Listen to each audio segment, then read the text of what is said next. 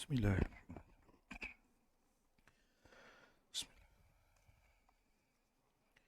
Astaghfirullahalazim, astaghfirullahalazim, astaghfirullahalazim.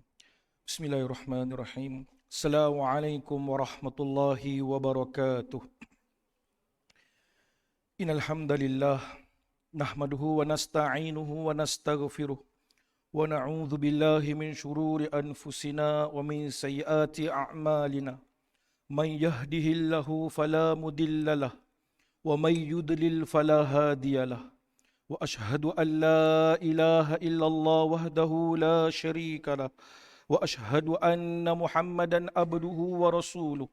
Allahumma salli ala Muhammad wa ala ali Muhammad kama sallaita ala Ibrahim wa ala Ibrahim wa barik ala Muhammad wa ala ali Muhammad kama barakta ala Ibrahim wa ala Ibrahim fil alamin innaka Hamidum Majid. Subhanaka la ilma lana illa ma 'allamtana innaka antal alimul hakim.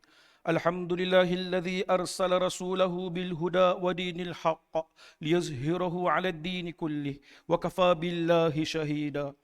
Wa nunazzilu minal Qur'ani ma huwa shifaa'un wa rahmatul lil mu'minin. Amma ba'd. Alhamdulillah. Syukur kepada Allah Subhanahu wa taala. Hari ini merupakan kuliah yang ketiga saya di Surau Jumaat Haji Maksum, Jalan Khamis, Alhamdulillah. Pertama sekali saya mengucapkan terima kasih kepada Jatua Kuasa Masjid Surau atas jemputan kuliah.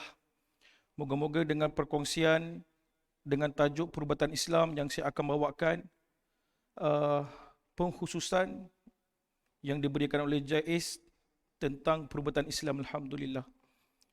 Saya juga ingin memohon sepatutnya kuliah ini pada minggu lepas 19 hari bulan 6. Saya tak dapat hadir di minit-minit terakhir lah. Alhamdulillah. Saya minta ganti. Alhamdulillah diberi keizinan untuk menyambung pada hari ini. Jadi pada dua kuliah yang lepas, kuliah yang pertama saya telah menerangkan secara terperinci apa itu sebenarnya perubatan Islam yang mengikut syarak. Kuliah yang kedua, saya juga telah menerangkan secara mendalam tentang rawatan yang tidak mengikut syarak. Kita dah dengar rawatan yang mengikut syarak, kita dah kongsi tentang perubatan yang tidak mengikut syarak. Jadi untuk refreshment, untuk ingatkan kembali bagi jemaah muslimin, kalau ada muslimat yang dirahmati Allah, apa kaedah sebenarnya perubatan yang mengikut syarak itu sendiri. Ya, kita boleh lihat daripada 5 cara. Okay, ciri-ciri, 5 ciri-ciri yang boleh dikatakan sebagai inilah rawatan yang mengikut syarak. Supaya kita tidak tertipu, supaya kita terselamat daripada rosaknya akidah dan rosaknya fizikal kita. Sebab dia akan memberikan kesan yang amat teruk kepada kedua-dua bahagian inilah, daripada sudut akidahnya, daripada sudut fizikalnya. Kalau kita tengok sekarang memang dah terlalu banyak ya yang dikatakan orang ini melakukan perubatan Islam sampai kita takut dengan kaedah yang mereka gunakan. Cukup takut. Baru ini keluar lagi muslimat perempuan, ya, seorang perempuan, dia merawat secara live. Dia rakam, dia buat secara live dengan Facebook, dengan TikTok dan sebagainya. Orang minta bagi nama kat dia, secara live dia rawat dan dia boleh sebut sebiji-sebiji apa yang mengganggu pesakit tersebut. Dia tengok orang tu, yang mengganggu ni seorang perempuan, warna dia warna hitam. Dia ada tanduk dan sebagainya. Ya Rabbi, ya Allah. Cukup takut bila kita tengok macam tu. Yang nak minta tengok tu pun ramai. Bukan seorang, bukan 10, bukan 20. 3,000 orang, 2.5K orang yang memandang dan minta ditengok-tengokkan. Ya Allah. Betapa tenatnya keadaan kita sekarang. Itu tenat tu. Bagi saya keadaan itu tenat. Sebab untuk cari kesembuhan, sekarang kita tak fikir dah kaedah tu betul atau tidak. Mengikut syarak atau tidak. Sebab itu penting penerangan, penjelasan tentang kaedah rawatan yang dibenarkan syarak. Sebab ialah sekarang ni kadang-kadang orang menggunakan, kalau kita dengar khutbah yang lepas pun ada menyebutkan tentang bagaimana ajaran sesat itu masuk melalui perubatan Islam. Yang disebut sebagai perubatan Islam. Ajaran sesat boleh masuk dalam perubatan Islam. La haula wala quwata illa billah. Kita cukup takut. Jadi penerangan demi penerangan perlu diadakan bagi kita untuk faham apa sebenarnya perubatan Islam itu sendiri. Adakah hanya ustaz saja yang boleh merawat? Ataupun kita boleh merawat? InsyaAllah kita akan terangkan dan kita akan perjelaskan dan kita akan kongsikan macam mana kaedah rawatan Islam yang sebenar. Okey, yang pertama, ciri yang pertama yang disebut oleh Tuan Guru Ustaz Harudin sendiri, mestilah berpandukan Al-Quran dan Sunnah. Tak boleh lari. Kalau disebut perkataan Islam dekat tepi itu, perubatan Islam, dia mesti tidak boleh lari daripada Al-Quran dan Sunnah. Tak boleh lari. Yang kedua, dia mesti antaranya ada pengalaman ataupun kajian daripada ulama yang disebut sebagai tajribah. Okay, tajribah, pengalaman ataupun contoh daripada ulama. Seperti Imam Ibn Qayyim Al-Jauzi dalam kitab Tibbun Nabawi yang dikarangnya. Imam Az-Zahabi ada kitab Tibbun Nabawi juga. Contoh-contoh yang ditunjukkan. Antara tajribah yang paling besar yang kita tahu, yang mudah kita fahami adalah penggunaan daun bidara. Penggunaan daun bidara bukan daripada sunnah. Sebab kita dengar sekarang kaedah ini sunnah. Mandian daun bidara sunnah. Mandian sabun bidara sunnah. Ini kadang-kadang kat botol tu ditulis kaedah sunnah merawat gangguan makhluk halus. Kalau dia disebut perkataan sunnah, mesti disandarkan kepada Nabi SAW. Tapi kaedah itu bukan sebenarnya daripada Nabi. Kaedah itu digunakan daripada tajribah pengalaman ulama. Imam Ibn Katsir, dalam tafsir Ibn Katsir ada sebut penggunaan daun bidara. 7 helai daun bidara yang ditumbuk, dibuat minum dan dibuat mandi. Itu tajribah. So, pembetulan perlu dibuat. Sebab apabila kita sandarkan kepada sunnah atau Nabi, perlu ada dalil. Dalil yang sahih, baru boleh kita sebut ini sunnah. Tu cukup berbahaya. Itu baru tajribah. Pengalaman daripada ulama. Kita kena tengok. Okay, yang telah terbukti berkesan. Antara lain pengalaman ulama. Ya. Penggunaan bunga mawar. Okay, kita biasa gunakan daun bidara untuk merawat gangguan makhluk halus. Ada juga pengalaman daripada ulama menggunakan bunga mawar untuk rawatan gangguan makhluk halus. Kelopak bunga mawar warna merah yang direbus sehingga bertukar warna daripada merah menjadi pucat dan air tersebut dibuat mandi. Juga kaedah rawatan makhluk halus yang dipertengahkan oleh ulama. Imam Syekh Husaimin menggunakan kaedah ini. So, jadi kaedah ini perlu dilihat oleh ulama-ulama muktabar. Sama ada boleh digunakan atau tidak. Tu penting. Okay, yang kedua, tajribah. Yang ketiga, matlamat itu tidak menghalalkan cara. Memang kita nak cari kesembuhan. Kadang-kadang bila keadaan terdesak, kita akan okey je semua cara. Asalkan sembuh. Asal sembuh okey. Asal sembuh okey. Kadang-kadang nak cepat. Kita nak cepat. Ada kawan ni boleh tengok-tengok kan. Bagi nama ibu, tarikh lahir, gambar. Dah tahu dah penyakit apa. Tak apa, tak payah datang, kita rawat daripada jarak jauh. Keadaan itu sebenarnya bertentangan dengan syarak. Sangat-sangat bertentangan dengan syarak. Kaedah rawatan jarak jauh ini. Bagi nama, gambar, tarikh lahir, dah tahu penyakit dan dia boleh rawat cara jarak jauh tanpa berhadapan dengan perawat. Itu bertentangan dengan syarak. Sebab nak sembuh, sebab nak cepat, minta tengok-tengokkan. Kita dah termasuk ke dalam talbis iblis. Perangkap iblis nak menyesatkan kita. Tak ada kebolehan yang macam tu diberi kepada seseorang. Kadang-kadang perawat ini dia akan gunakan istilah-istilah yang boleh mengelirukan kita. Ini kebolehan seseorang. Ilmu Allah itu luas. Ini dia akan gunakan term-term yang macam ni. Kan? Kalau ustaz belajar sikit-sikit nak cakap. Ini ilmu Allah luas, siapa boleh petikai? Tu, ilmu kebal. Ilmu Allah tu luas, belajar lagi ustaz. Belajar lagi, cari lagi. Datangnya ilmu kebal. Itu semua dengan izin Allah. Itu pun sama tak? Perkataan dengan izin Allah. Dia akan gunakan untuk menutup kaedah yang digunakan. Ini semua dengan izin Allah. Ikhtiar. Ilmu Allah itu luas. Tapi apa yang dia ajar itu bertentangan dengan syarak. Sebab benda ini berlaku. Ya, ini berlaku. Mukebal, rawatan jarak jauh, tak perlu hadir ke pusat rawatan, bagi nama, boleh tengok-tengokkan apa yang mengganggu, boleh mengetahui bilangan jin yang mengganggu. Datang-datang, oh tak apa, saya dah tahu dah apa masalah. Berapa banyak jin yang ada dalam badan. Jadi kena hati-hati. Tak ada rawatan yang sebegitu dalam Islam. Kadang ada perawat, bila pesakit tu dah mula mengamuk, dah mula jadi kerasukan, dengan dia merasuk. Ikut sekali pesakit yang sedang merasuk. Dia bersilat, pesakit bersilat, dengan dia pun bangun bersilat. Menggunakan jurus dan sebagainya. Allahu Akbar. Banyak kita tengok macam hebat. Kan? Kita tengok, oh hebatnya dia ni, bersilat dengan pesakit. Perawat dengan pesakit sekali bersilat.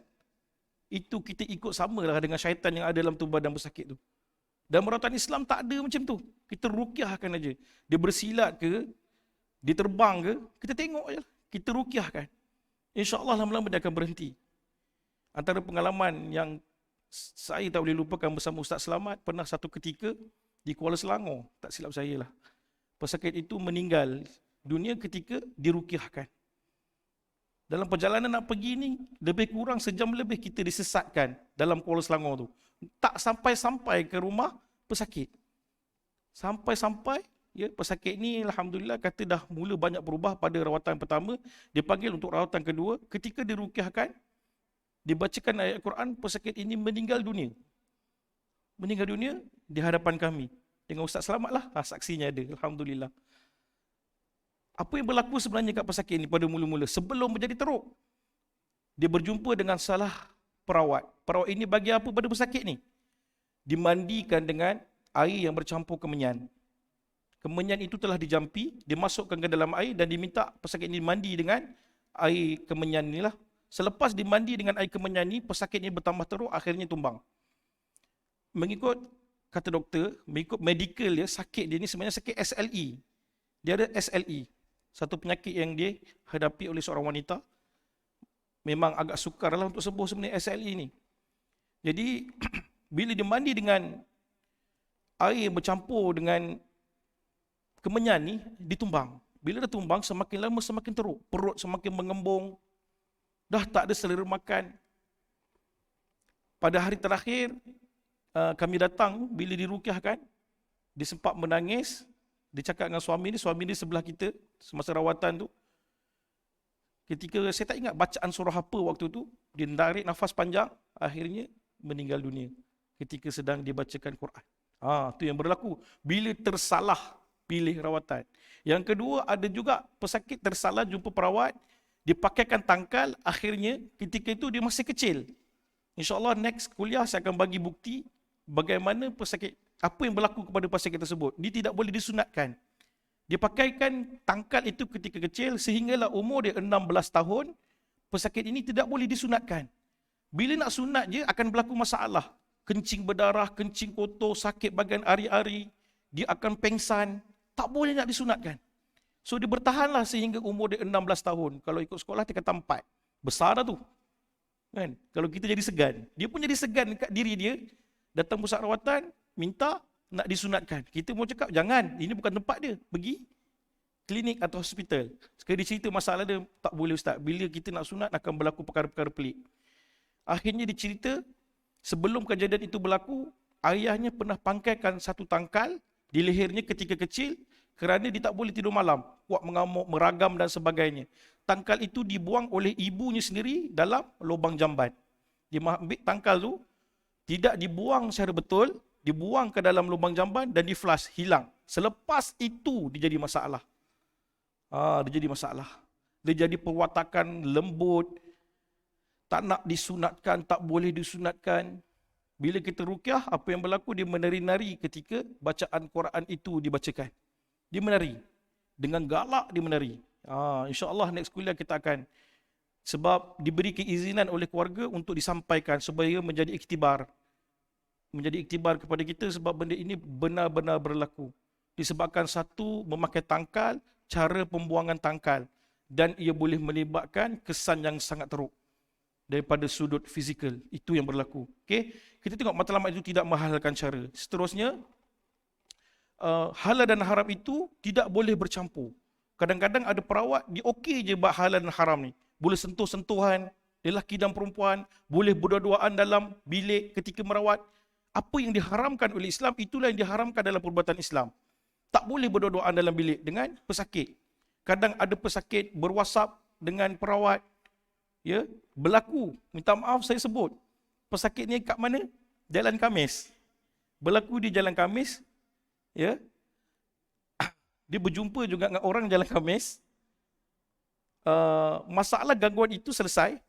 Apa yang berlaku? Rumah tangga jadi cerai-berai. Sebab apa? Pesakit ini telah bercinta dengan perawat ni. Dia jatuh cinta dengan perawat, akhirnya bergaduh suami isteri sehingga nak bercerai. Bergaduh. Ya Allah. Datang pusat rawatan, cerita ingatkan pasal gangguan. Tak. Dia kecewa bila isterinya mula jatuh hati dengan perawat tu. Dan perawat itu pun melayan. Itu jadi masalah. Ikhtilat itu tidak dijaga.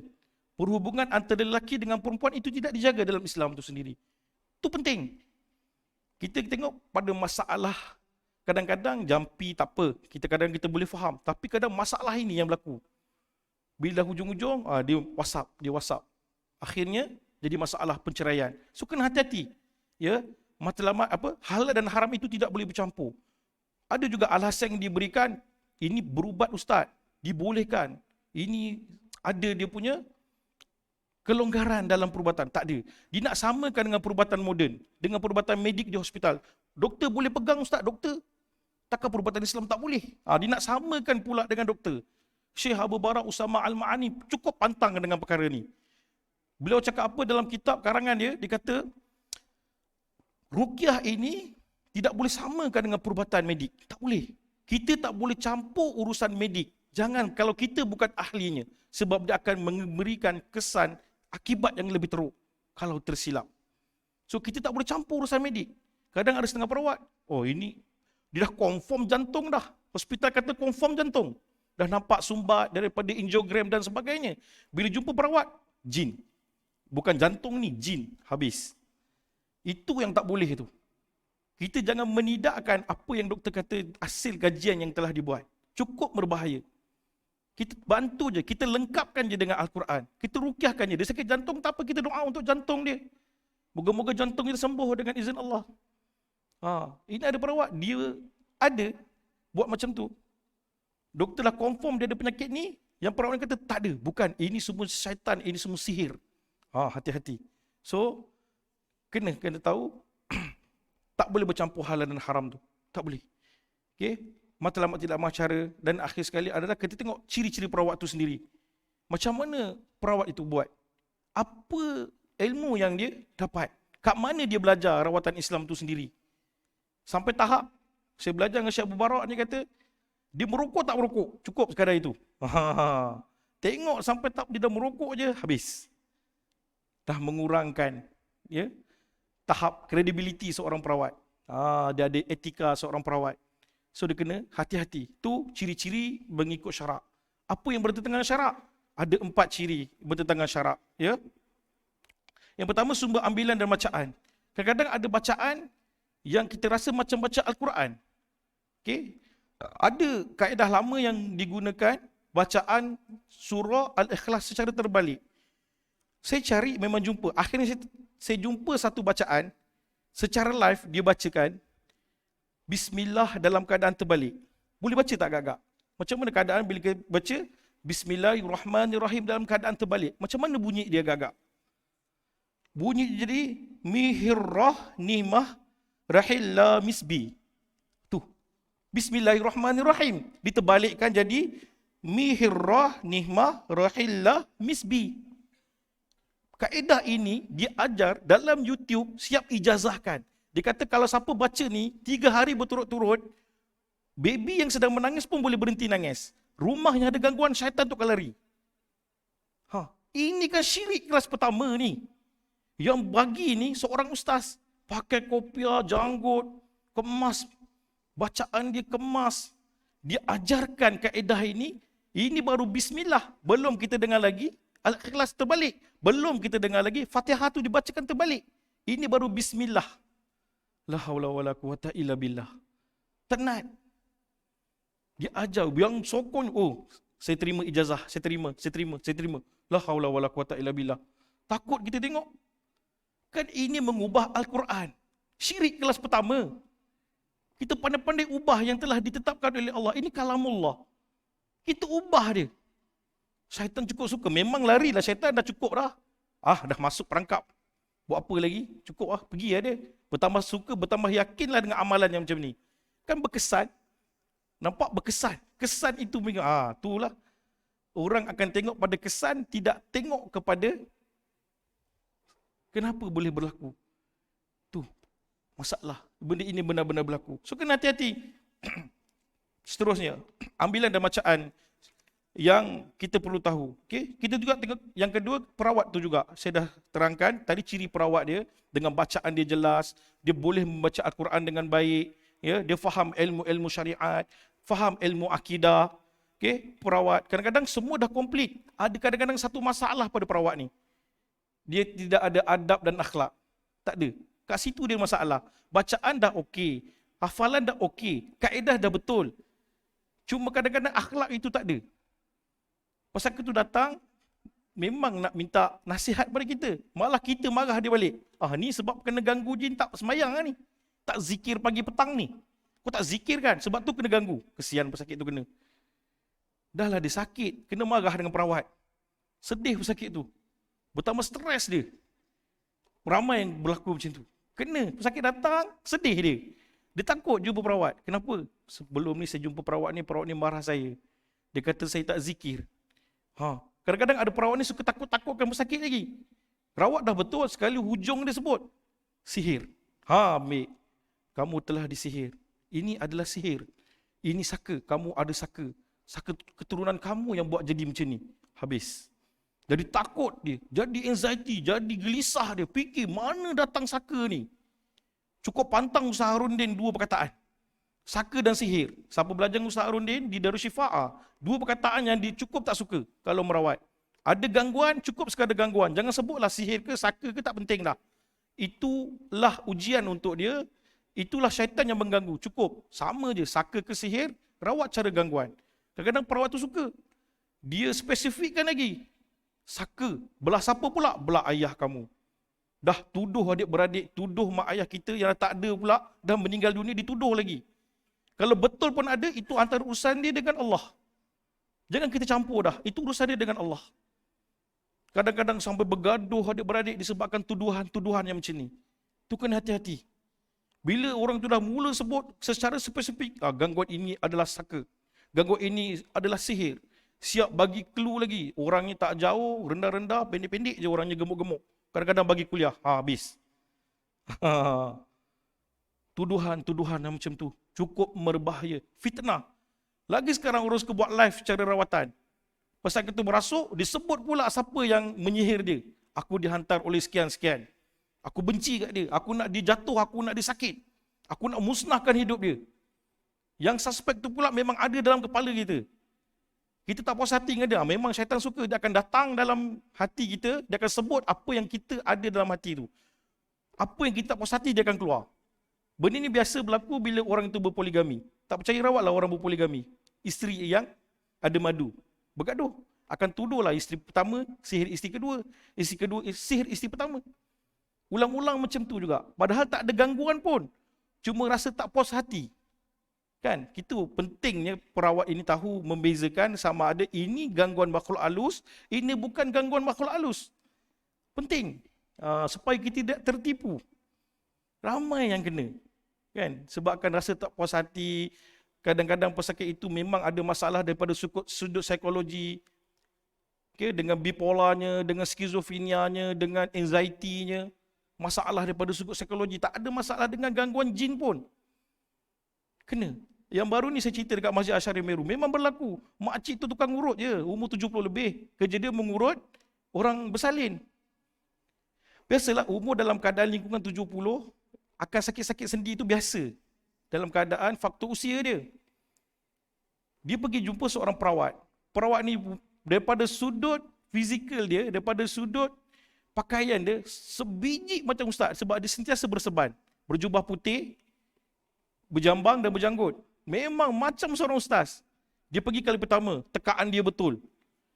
Kamu sakit bahagian-bahagian ni. Kat rumah kamu ada ini. Kamu ada anak sekian-sekian. Kamu dah bercerai kan? Kamu tak ada suami pada tahun sekian-sekian. Dia boleh teka dengan spesifik. Dia tahu apa masalah pesakit ni. Pesakit ni confident. Oh betul lah, macam mana dia boleh tahu ni? Hebat. So dia pergi kali kedua. Berubat lagi. Tak sembuh juga. Kali ketiga, akhirnya, apa perawat tersebut kat dia? Kamu akan mati pada sekian-sekian tarikh. Dia jadi takut lah. Sudah, teka-teka sebelum ni dah betul lah. Sakit apa dah betul. Keadaan fizikal dah betul. Rumah kat mana dah betul. Semua dia tahu. Akhirnya dia teka. Dia tipunya pesakit ni. Tarikh kematian pesakit. Pesakit ni jadi takut. Jadi takut. Bukannya rasa curiga tak.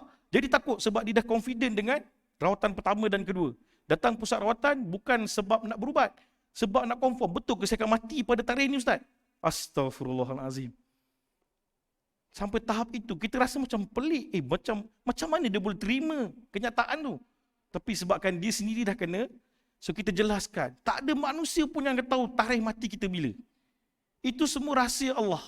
Itu semua dalam genggaman Allah. Kalau ikutkan ini pun dah sama dah syirik kelas pertama. Dia dah melakukan kerja Allah. Ambil alih tugas Allah Subhanahu Wa Taala. Menentukan kematian seseorang. Jadi takut. Sebab apa dia buat macam tu?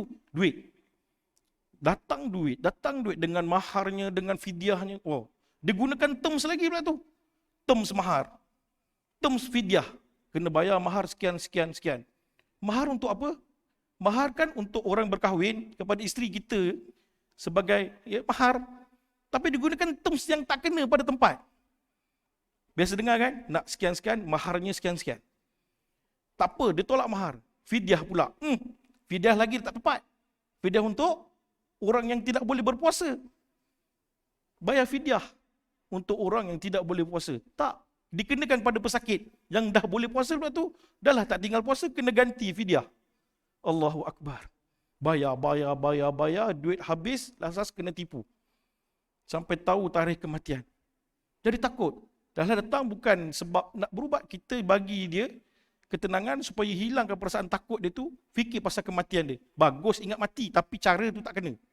Tu yang berlaku. Ya? Kita kena tengok perawat tu sendiri. Kadang kita tengok cara dan kaedah rawatan yang diberikan.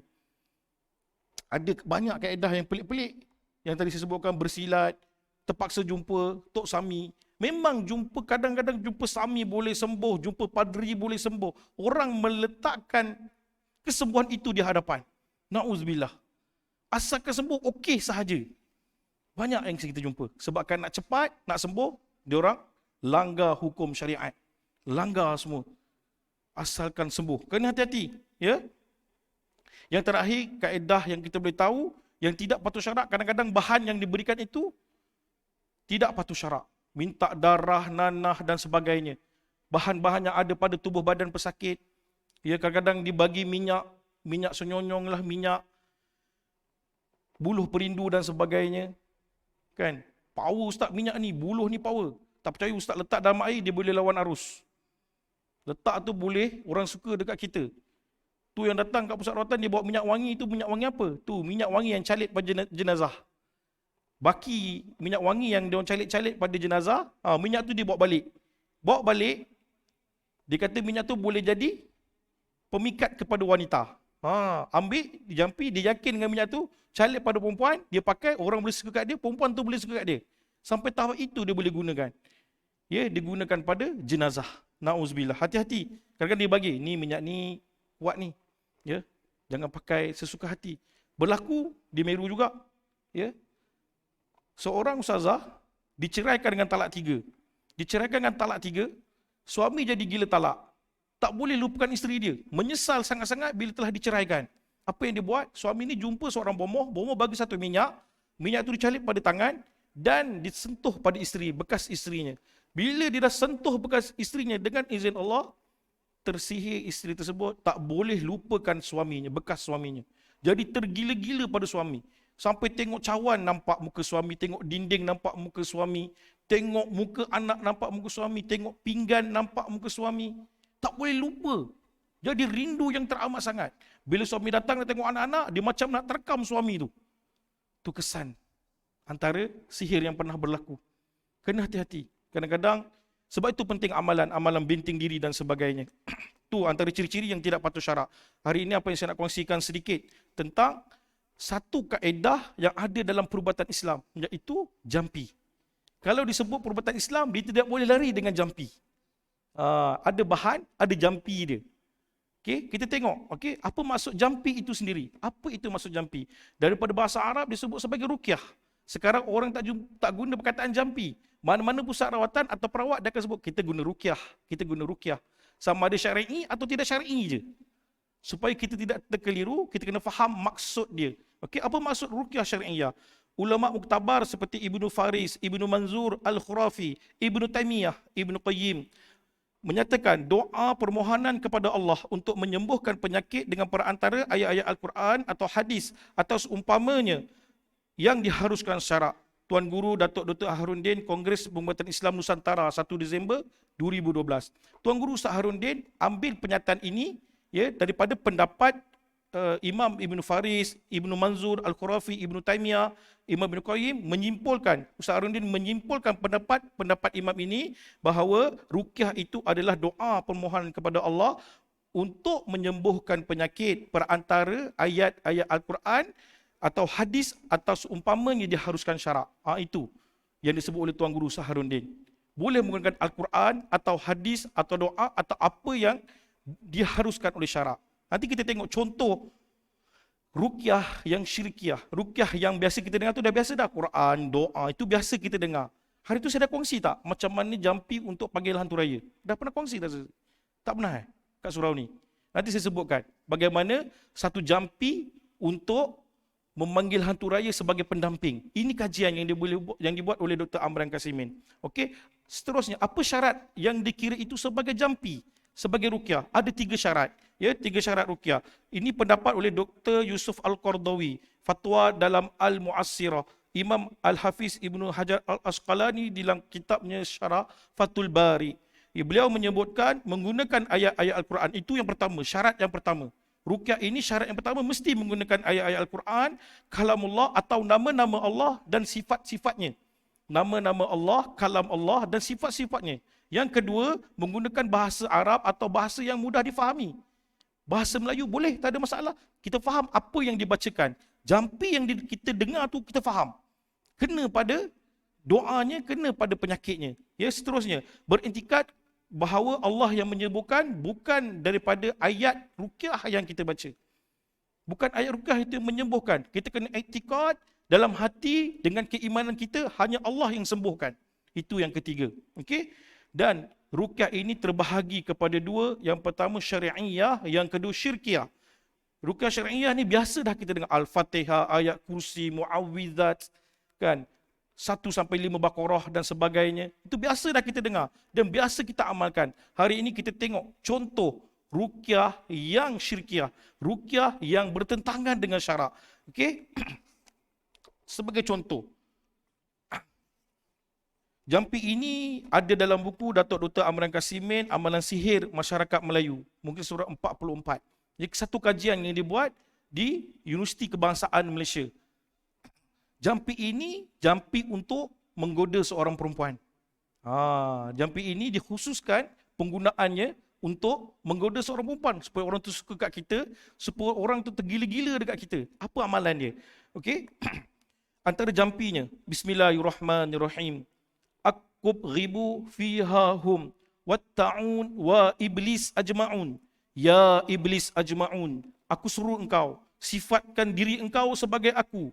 Pergi engkau ganggu dia. Sebut nama perempuan tersebut bersama nama ibunya pada malam ini. Dijampi ayat ini pada setiap malam. Sampai hari Khamis, perempuan ini akan didatangi makhluk haluslah seperti meniduri dia ketika malam. Tu kadang-kadang bila berlaku macam ni, isteri itu akan berubah 100%. Akan jadi seorang yang panas baran, dah tak suka dengan suami, perubahan yang sangat ketara. Antara sebabnya adalah ini, berlakunya sihir. Jampi-jampi sebegini. Benda ini berlaku di negara kita. Kajian ini dibuat oleh Universiti Kebangsaan Malaysia. Jampi ini dijumpai oleh seorang pengamal yang mengamalkannya. Di antara kesannya itu yang dia dapat. Perempuan yang dijampikan ini akan merasakan seperti ditiduri pada waktu malam. Dia akan menyebabkan perceraian suami isteri. Nampak macam simple, tapi dalam ayat-ayat yang dibacakan ini, satu ayat menyeru kepada iblis menjadi pendampingnya. Kan syirik juga tu. Minta tolong kepada iblis. Suka iblis ni. Kaedah-kaedah yang macam ni. Kadang-kadang kita tak tahu. Kadang-kadang ini satu contoh. Kita pergi jumpa perawat, sembuh. Jumpa perawat ni sembuh. Kadang-kadang amalan sebelum dia jadi perawat, ini antara amalan dia. Contoh lagi, macam mana dia nak jadikan jin itu sebagai pendamping. Dia perlu pergi satu busut di dalam hutan, busut yang telah ditinggalkan pada tengah malam, bersendirian, membawa sekepal nasi, sekepal pulut kuning, sebiji telur yang telah dilobangkan di tengahnya, dan asap kemenyan. Diletakkan di hadapan busut, bersendirian di waktu tengah malam. Bakar kemenyan dan jampi mentera dibacakan. Antara jampi yang dibacakan, hei si anturaya, jembalang angin, aku tahu asal usulmu. Engkau dari bulu hidung Nabi Adam. Makanan engkau telur ayam. Mari makan benda-benda ini. Hei si hantu raya, mari engkau bersahabat. Mari menjaga diriku. Engkau taat perintahku. Ikut segala perintahku. Hei si hantu raya, menyerupa engkau serupa aku. Menyerupa engkau dalam diriku. Jangan engkau langgar perintahku. Jikalau engkau engkar, aku panah engkau dengan panah berpanah. Panah sakti, panah rajuna. Itu mentera yang dibacakan untuk memanggil khadam sebagai pendamping yang dipanggil hantu raya. Okay? Ini kajian yang dibuat oleh Dr. Amran Kasimin.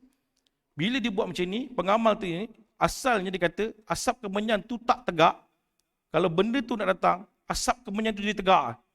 Daripada asap tu berterabur, bila bacaan mentera ini, jin itu dah datang, asap kemenyan itu akan jadi tegak. Dia akan meremang bulu roma dan akhirnya dirasakan sesuatu masuk ke dalam tubuh badan dia. Dan akhirnya dah pendamping kepada orang yang mengamalkannya ini.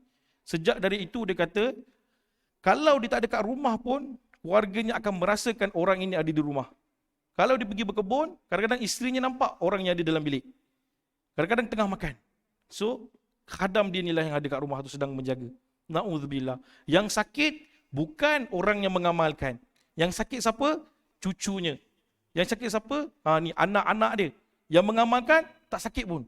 Yang mengamalkan sihat wa'afiat. Tapi kesan dia, keturunan dia sampailah ke hujung. Sekiranya dia tidak bertaubat.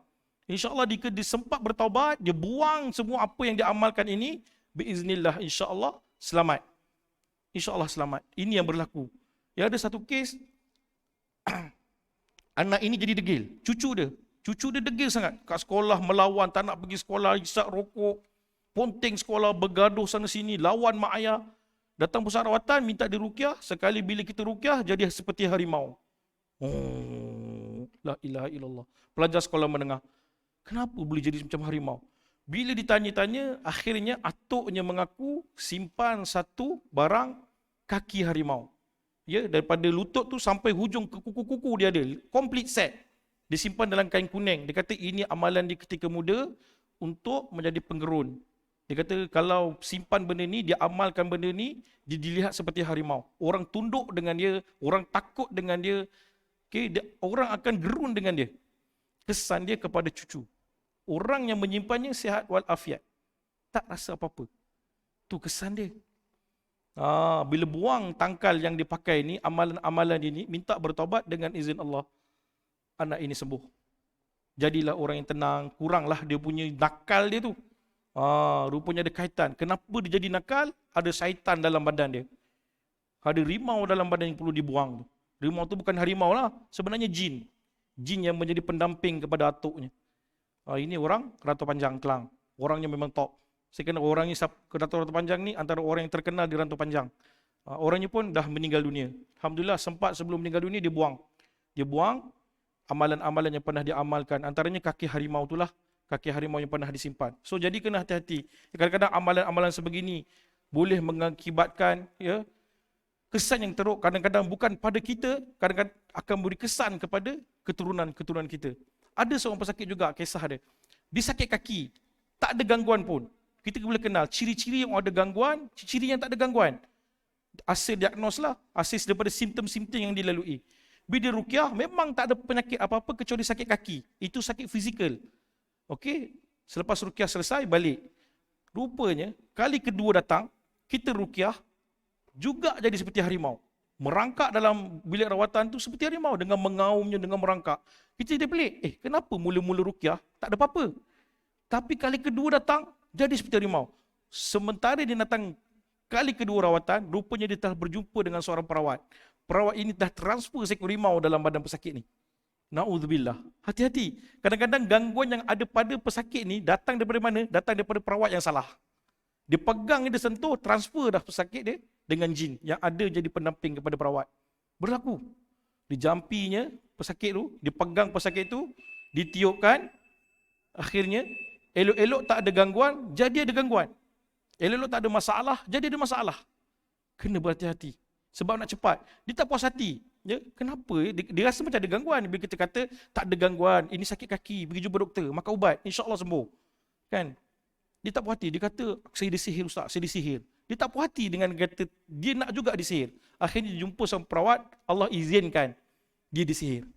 Dia disihir oleh siapa? Perawat lah. Perawat yang dia jumpa. Transfer seekor jin dalam badan dia. Tu, dia nak sangat ada sihir, akhirnya memang berlaku dengan izin Allah. Merangkak dia ketika dirawat jadi seperti seekor harimau. Na'udzubillah. Itu yang berlaku. Kena hati-hati. So, kita dah dengar contoh jampi yang syirkiyah, yang syirik kepada Allah, yang ada unsur-unsur pemujaan jin, yang ada unsur-unsur menduakan Allah, yang ada unsur-unsur minta pertolongan kepada jin. Kita nampak macam tak ada apa-apa sebab kita tak tahu apa amalan di belakangnya. Kita tak tahu. Tahu-tahu orangnya boleh berubat, hebat, boleh sembuh, ramai yang sembuh jumpa dia. Hati-hati. Kita banyak dah jumpa yang macam tu. Kita tersalah. Kalau dah tersalah, nak macam mana Ustaz? Sudah, kita dah tersalah ni. Kadang-kadang kita terperangkap. Orang kenalkan. Terbawa, kita kenalkan. Tapi ni okey, kita bawa. Terperangkap. Bertaubat kepada Allah. Amalkan zikir-zikir pagi dan petang. Biiznillah, jin itu akan keluar. Kadang-kadang orang tak sengaja insya-Allah. Yang masalah, bila dah tahu salah, pergi juga. Dah tahu benda itu betul, pergi juga. Itu jadi masalah. Itu menempah maut namanya. Menempah maut. Sebab sekarang terlalu banyak rawatan secara live, rawatan secara yang pelik-pelik, kan? Pukulan jarak jauh. Ya Allah. Kan? Ilmu kebal. Next kuliah saya akan tunjukkan bukti-bukti. Benda itu sebenarnya tidak bermanfaat pun. Kan? Dia orang test pembelian barang kebal, kan? Dia orang test. Ada seorang ni dia jual benda tu. So yang nak membeli ni pun bijak juga. Tak apa, sebelum aku bayar, test. Kalau kebal, saya bayar. Memang betul dites. Dia tetak tangan tu, bocor. Habis, putus urat dia, meleleh-leleh darah. Tu video tu ada. InsyaAllah kita akan kongsikan next kuliah. Ada satu kes tu juga. Kes yang tidak sunat tu lah. Dia diizinkan. Dia kata, tolong Ustaz, kalau Ustaz bagi kuliah, cerita dengan orang, ini yang berlaku pada keluarga saya. Tak apa, saya bakar video ni, dia kata. Bukti. Dia menari-nari ketika dirukiahkan. Ya Allah, saya cakap kan. Sedih, bila kita makin baca, makin galak dia menari. Makin baca, makin galak menari. Tu. Ada juga video pembuktian bila ilmu pukulan jarak jauh tu. Tak boleh nak pukul dia. Orang nak pukul, tak boleh. Orang nak pukul kat dia, nak gerak kat dia, tak boleh. Lari ke belakang. Kan? Ilmu tu ada. Dulu, saya tak ingat apa nama dia. Ada satu pertubuhan dia buat. Kan? Nak pukul dia tak boleh. Tapi dengan syarat, orang yang pukul tu mesti dalam keadaan marah, dendam dan cukup marah kepada orang yang nak dipukul tu. Cuba kita pukul tanpa ada perasaan marah. Kita selamba pergi pukul, kita lempang dia. Sampai, insya-Allah. Sampai. Nak pukul dengan syarat, mesti sangat-sangat marah. So rupanya ada benda yang tak kena. Dan benda tu pun tak ada dalam Islam sebenarnya. Pukulan jarak jauh tu tak ada. Tak ada. Pukulan jarak jauh ni tak ada dalam Islam. Sampaikan Tuan Guru Sa'aruddin fatwakan benda ni haram masa dia berada di ahli jawatankuasa fatwa Perlis waktu tu, beliau diserang. Beliau diserang dengan pertubuhan ini sebab tak puas hati, menyatakan pukulan jarak jauh ini adalah tidak syar'i. Okey, itu berlaku. Bila dia bacakan kalimat tammah, berguling-guling dia yang mengamalkan tu. Kita bacakan kalimat tammah je. Okay? Ada perawat bacakan kalimat tammah, berguling-guling yang mengamalkan ni. Tu yang pernah berlaku. Bukti-bukti video tu ada, insya-Allah nanti kita akan kongsikan. Tu contoh antara amalan-amalan yang salah dalam masyarakat kita. Jadi apakah hukum kita menerima ruqyah ini? Ada tak satu hukum yang telah ditetapkan? Ada kata tak boleh, ada kata kena bertahan, ada kata boleh. So kita tengok apa pendapat ulama tentang ruqyah, jampi yang kita nak bacakan.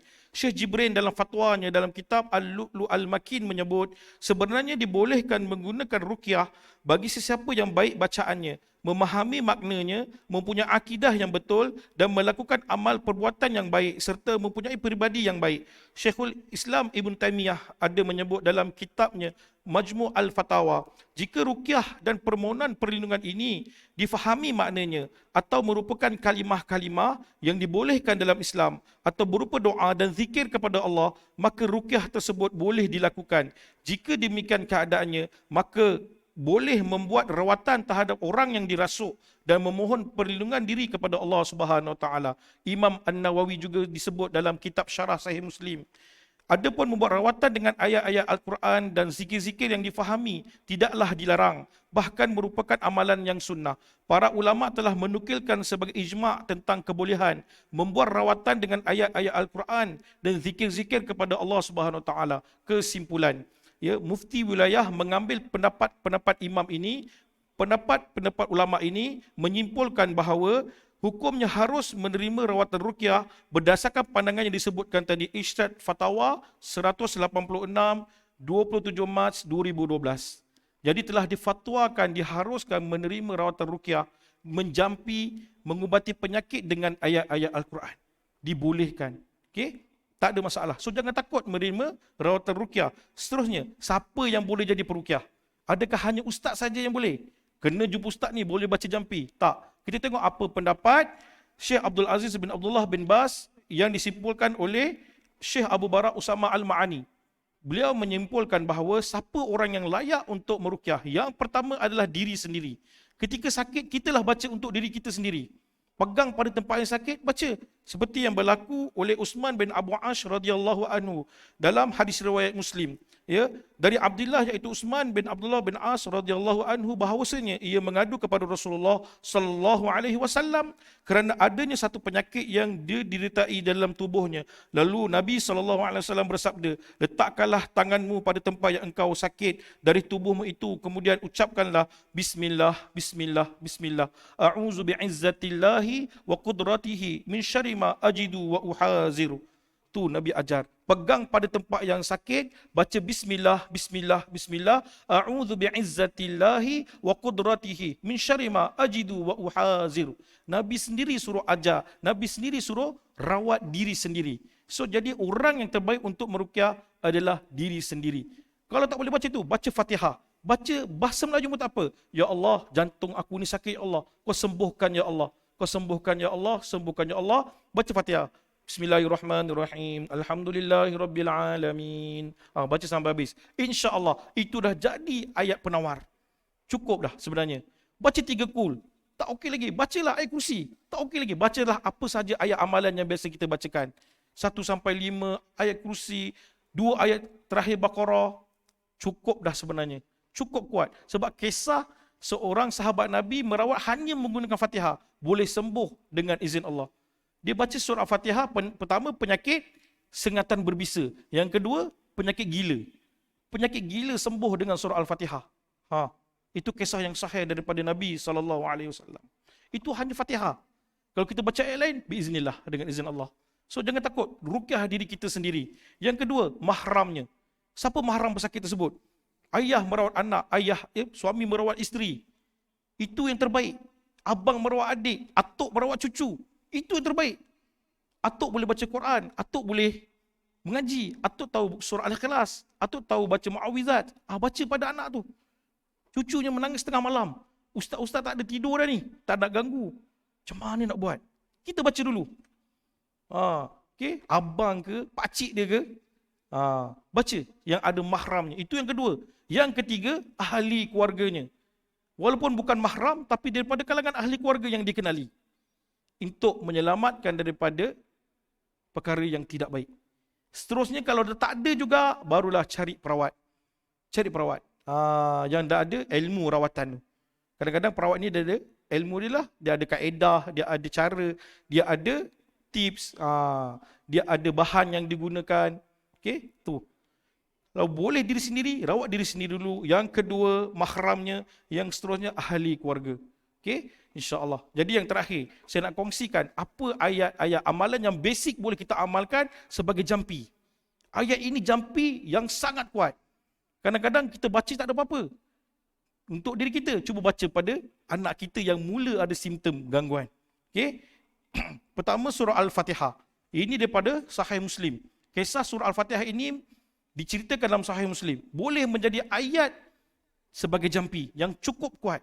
Baca sekali tak jalan, baca 3 kali. 3 kali tak jalan, baca 7 kali. Tak baca 7 kali, 9 kali. Bacalah. Jangan baca sekali. Kalau tak jalan. Kadang-kadang, kenapa tak baca 5 kali? Orang bersoal juga tu. Ustaz tadi sebut 1, 3, 7, 9.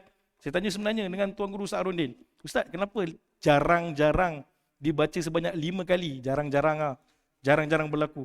Kenapa? Sebab saya tak buat. Dia kata macam tu je. Sebab jarang orang buat, dia kata. Nombor 5 ni jarang orang gunakan. Biasanya mereka akan guna 1, 3, 7, 9, 11, 21. 5 ditinggalkan. Tak tahu kenapa. Kenapa ganjil? Alasan dia antara Tuan Guru sebut, sebab Allah suka perkara yang ganjil. Allah itu ganjil. Boleh tak nak baca 5? Tak ada masalah. Boleh. Cuma Tuan Guru tak amal. Itu je. Nak amalkan? Boleh. Okay? Al-Fatihah. Seterusnya surah Al-Baqarah. 1 sampai 5. Ini yang kalau siapa belajar dengan Syekh Abu Barak. Syekh Abu Barak ni masih wujud lagi. Masih ada. Dia sekarang berada di Mekah. Menetap di Mekah yang berasal daripada Jordan. Beliau sekarang sebagai ulama yang dirujuk untuk ruqyah inilah. Okay? Beliau menyatakan ini antara 7 surah amalan yang perlu dibacakan kepada pesakit dan boleh jadikan sebagai jampi. Yang pertama tadi Fatihah, yang kedua Baqarah 1 sampai 5. Yang kedua Baqarah 255. 255 ni surah ayat apa? Ayatul Kursi. Okey, dalam Sahih Bukhari juga sebut Ayatul Kursi ini boleh dijadikan sebagai jampi. Yang seterusnya Baqarah 285, 286. Ini pun daripada Bukhari dan Muslim, muttafaqun alaih. Okey, 2 terakhir Baqarah disebut dalam Sahih Bukhari dan Muslim. Bacakan 2 ayat terakhir Baqarah. Seterusnya surah Al-Kafirun. Ya, kisah Al-Kafirun ini ketika Nabi disengat oleh kalajengking. Nabi kata ini antara binatang yang dilaknat sebab mengganggu ketika solat. Okey, kalajengking. So Nabi bacakan surah Al-Kafirun dan 2 kul a'udzu birabbil falaq, kul a'udzu birabbin nas. Tak baca surah Al-Ikhlas. Dia baca Al-Kafirun, Al-Falaq dan Suratul Nas. Dia bacakan pada garam dan air. Ini hadis daripada Imam Tirmizi, hadis sahih. Hadis ini dinilaikan sahih oleh Al-Albani bahawa ketika kisah itu diceritakan, Nabi membaca surah-surah tersebut dan dibacakan juga pada air serta garam. So itu hujah dalil boleh ruqyahkan pada air dan bahan dan ditiup pada air serta bahan. Ditiupkan. Okey, tu surah Al-Kafirun. Yang seterusnya surah Al-Ikhlas juga dalam Sahih Bukhari. Yang terakhir Al-Falaq dan Suratul Nas yang dipanggil Mu'awwizatain daripada Sahih Bukhari. Jadi ayat-ayat ini biasa kita bacakan, ayat-ayat ini biasa kita amalkan dan biasa kita jumpa dan ia sangat kuat untuk dijadikan sebagai jampi. Boleh baca, amalkan, baca pada bahan, baca pada pesakit. Cuma kena belajar sikit lagi sekiranya berlaku reaksi kepada orang yang kita bacakan. Contoh kita baca pada anak kita, tengah baca surah Baqarah 285 286, tiba-tiba dia bangun bersilat. Sudah. Macam mana nak buat? Itu ada teknik dan kaedah nak sedarkan pesakit pula. Dan kita nak tahu juga, dia ni betul-betul ada jin ke tak ada jin. Itu pun penting supaya kita tidak ditipu oleh pesakit dan kita tidak ditipu oleh jin. Takut-takut kita masuk dalam talbis iblis. Wallahu alam. Mungkin sekadar itu pada perkongsian pada pagi ini. Moga-moga kita semua mendapat rahmat serta kasih sayang daripada Allah. Saya mohon maaf sekiranya ada berlaku kesilapan, kekhilafan kata. Moga-moga ia dapat dimanfaatkan. Moga-moga kita semua dalam rahmat Allah insya-Allah. Amin. Amin ya rabbal alamin. Wallahu alam. Wabillahi taufiq wal hidayah. Wassalamualaikum warahmatullahi wabarakatuh. Kalau ada soalan insya-Allah. Sebab dulu masa di Masjid Asyarif, Ustaz tolong buka soalan. Kalau ada soalan, saya buka untuk pertanyaan. Tentang perubatan Islam, ruqyah. Kalau ada soalan, Alhamdulillah. Wallahu a'lam. Ya, fadhal. Sila. Oh, Alhamdulillah. Okay, zikir pagi petang ni sebenarnya ada satu susunan zikir yang Nabi baca ketika pagi dan Nabi baca ketika petang. Okey, contoh raditu billahi rabba wa bil islami dina wa bi Muhammadin nabiyya wa rasula asbahna. Tu pun antara zikir macam dalam maksurat. Dalam maksurat ada. Tapi ada dalam maksurat yang tidak ada dalam zikir pagi dan petang. Sebab maksurat ini disusun oleh Imam Hasan Al-Banna. Imam Hasan Al-Banna dia menyusun Al-Maksurat sebagai amalan zikir pagi dan petang. Secara khusus memang ada satu zikir yang Nabi buat pada waktu pagi dan petang. InsyaAllah nanti next kuliah saya akan bawa. Telah disusun, ini zikir pagi, ini zikir petang bersama dengan dalil-dalilnya. Okay, Nabi baca ketika petang, Nabi baca ketika pagi, Nabi baca ketika petang. Dan ada jumlah bacaan-bacaannya. Contoh Nabi baca hanya sekali, Nabi baca 3 kali, Nabi baca 100 kali. Ada. Contoh istighfar dia baca sebanyak 100. La ilaha illallah wahdahu la syarikalah lahum mulku walul hamdu wa huwa ala kulli syai'in qadir. Nabi baca 100. 1, 10, 100. Ada dalil-dalilnya yang disandarkan. So insyaAllah nanti kita akan kongsikan. Nanti buku tu saya akan bawa, saya akan hadiahkan secara percuma. InsyaAllah next kuliah. Okay? Datang next kuliah pada bulan hadapan, kita akan hadiahkan buku zikir pagi dan petang sebagai amalan peninding untuk diri kita insyaAllah. Wallahu a'lam. Ada soalan lain untuk dikongsikan? Pertanyaan ataupun tak faham?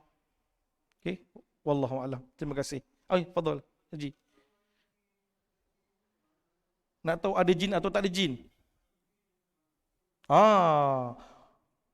Itu dipanggil diagnos. Diagnos ni kita kena tahu simptom, tanda-tanda dia. Penyakit yang dia alami ketika dia sedang sedar atau dia sedang tidur. Dia ada tanda-tanda dia, orang ini betul ada jin, tak ada jin. Dia ada tanda-tanda. Contoh, orang ada jin ni kadang-kadang daripada sudut mimpi dia kerap bermimpi yang pelik-pelik lah. Mimpi yang menakutkan. Dia akan mimpi menyusukan budak. Banyak ada simptom-simptom dia. InsyaAllah kita akan pergi lagi dalam. Kuliah ini akan pergi lagi dalam secara khusus. Sihir, bukan sihir. Jin itu masuk sebab suka. Kadang-kadang dia bukan sihir semata-mata. Sebab kita terkena ain dan sebagainya. Dia ada tanda-tanda dia. So antara secara umumnya, ada tanda ketika tidur, ada tanda ketika jaga. Okay, tidur, mimpi yang pelik-pelik ketika jaga. Kadang-kadang doktor sahkan kita sihat, tapi kita berasa sakit. Doktor kata kamu semua tak ada masalah. Darah okey, jantung okey, semua tak ada masalah, tapi kita rasa kita sakit. Contoh penyakit yang susah nak trace, santau. Orang batuk berdarah. Bila batuk berdarah, hari tu anda sakit sampai separuh cawan darah tu keluar. Doktor sahkan dia tak ada penyakit. Tak ada luka dalam perut dia, tak ada luka dalam tekak dia, dalam semua saluran ni tak ada luka. Tapi macam mana darah itu boleh tersembur keluar? Itu. Dia pelik. Kadang penyakit itu pelik. Itu yang berlaku. Ada juga tanda-tanda lain. So, insyaAllah akan diterangkan pada masa yang kadang penyakit yang kena pada kita tu dia datang pada waktu-waktu tertentu. Tapi waktu itu waktu yang sama. Contoh lepas asar je kita dah mula berdebar. Lepas tu kita mula sakit kepala hanya lepas asar. Tapi sebelum asar kita sihat. Lepas masuk asar mula kita rasa tak selesa pada badan kita. Sakit kepala, sakit bahagian pinggang, dah mula rasa nak muntah dan sebagainya. Itu antara simptom penyakit yang ada gangguan makhluk halus. Dan penyakit ini kalau Dr. Amran Qasimin sebut ada 3. Pertama, sakit fizikal semata-mata. Yang kedua, sakit disebabkan oleh gangguan makhluk halus. Yang ketiga, fizikal dan rohani. Fizikal campur gangguan. Biasanya orang akan kena fizikal campur gangguan. Dia ada kedua-dua sekali. Tu tanda-tanda atau simptom itu penting. InsyaAllah kita akan terangkan pada kuliah-kuliah akan datang insyaAllah. Ada soalan lain? Okey. Rawatan yang orang yang tak boleh tengok macam mana? Itu masalah hal. Dia kena berubah. Dia kena berubah, dia kena ambil satu pendekatan, hentikan rokok tersebut. Itu yang paling basic sebab hukum rokok paling ringan apa? Hukum rokok yang paling ringan. Makruh yang bawa kepada haram. Dia bukan makruh yang ringan tu tak. Dia makruh yang nak ke haram tu. Sikit lagi haram. Dia makruh, dah membazir, menyebabkan orang lain sakit, menyebabkan dia sakit. Itu makruh tanzih yang dah masuk kepada haram. Cukup berbahaya. Kalau rokok tak boleh tinggal, apatah lagi benda-benda besar yang lain. Itu Allah. Dia kena buat sesuatu supaya dia tinggalkan rokok tu kalau dia nak merawat. Sebab dia, perawat ini dia sangat dekat dengan Allah lah kan. Nak kena baca Qurannya, doanya. Kan? Itu. Kalau kita sentiasa melakukan, paling kecil pun makruh. Makruh ini perkara yang tidak disukai. Kan? Majoriti, jumhur kata apa? Majoriti kata apa? Haram kan? Hukum dia. Kalau kita buat satu perkara yang haram sentiasa, dipanggil fasik. Fasik. Orang fasik ini sentiasa melakukan perkara yang haram. Tak boleh tinggal. Dosa itu tak boleh ditinggalkan. Hati-hati. Takut-takut kita jadi fasik. Itu je. Wallahu a'lam. Dia kena buat sesuatu supaya ditinggalkan. Mana-mana yang saya jumpa pun kalau dalam perawatan, dia suruh berhenti dulu. Rokok tu minta berhenti. Kalau siapa-siapa yang merokok. Siapa ada amalan-amalan bertangan, sila tinggalkan. Tu yang Tungguru Ustaz Arundin pesan. Dalam masa kita belajar kat kuliah dulu. Okey? Menjawab InsyaAllah. Popular. Popular tu tak menjamin. Kena hati-hati. Kena hati-hati. Sebab peribadi tu penting, kita kena jaga. Daripada banyak sudut sebenarnya. Sebab rokok ni isu sebenarnya. Pernah berlaku, dia pesakit ni marah. Perawat tu dah berehat. Ini berlaku di pusat rawatan. Dia dah sedang berehat. Perawat ni isap rokok nak menghilangkan kepenatan. Isap rokok. Masuk balik. Okay, next rawatan. Pesakit yang selepas dia merokok tu, pergi marah dia. Ustaz isap rokok. Busuk Ustaz. Ustaz baca apa kat muka saya ni, dia jadi tak selesa. Pesakit ni jadi marah dekat perawat tu sebab bau rokok. Dia sembuh kat pesakit tu, tiup, kena bau rokok kat muka pesakit. Kan sedih pesakit tu. Kesian pesakit. Bau rokok. Hati-hati. Tu antara kesan dia lah. Boleh jadi isu. Boleh jadi isu lain. Nanti dapat fitnah. Nanti pesakit tu, saya datang dalam dengan Ustaz, namanya Ustaz, tapi ditiup kat muka saya bau rokok. Dah kena fitnah. Timbul fitnah lain pula. Na'udzubillah. Wallahu a'lam. Ada lain soalan? Moga-moga dimudahkan. Wallahu a'lam. Assalamualaikum warahmatullahi wabarakatuh.